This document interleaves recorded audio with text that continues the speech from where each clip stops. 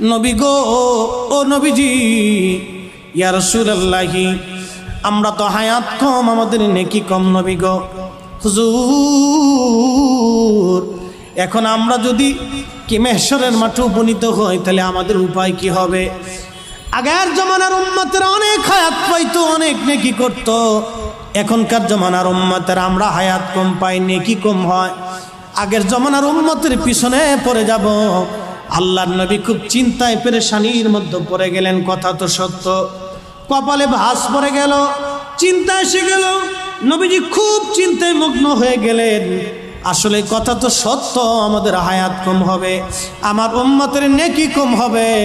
মেহশরের মাঠে আমার উম্মত তো পিছনে পড়ে যাবে, আমার উম্মতের উপায় কি হবে? আল্লাহ জিব্রাইলকে পাঠাইলেন, জিব্রাইল যাও, আমার বন্ধু চিন্তায় পড়ে গেছে, বেজার হয়ে গেছে, যাও আমার বন্ধুকে সান্ত্বনা দাও, খুশি করো, আমার বন্ধু যাতে বেজার না হয়। জিব্রাইল আমিন ঘোষণা দিলেন, হুজুর, আল্লাহ পাঠিয়ে দিয়েছেন আপনাকে খুশি করার জন্যে।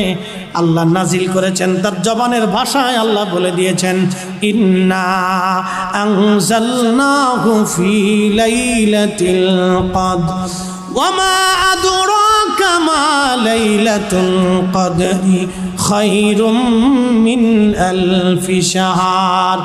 হুজুর, আমি আল্লাহ পাক এই কোরআনকে লাইলাতুল কদরের রাত্রিবেলা নাজিল করেছি। ও নবী, আপনি কি জানেন এই লাইলাতুল কদর কি?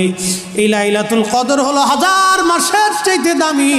একটা রজনী ইবাদত করলে আল্লাহ 1000 মাসের চাইতেও দাম বেশি দিয়ে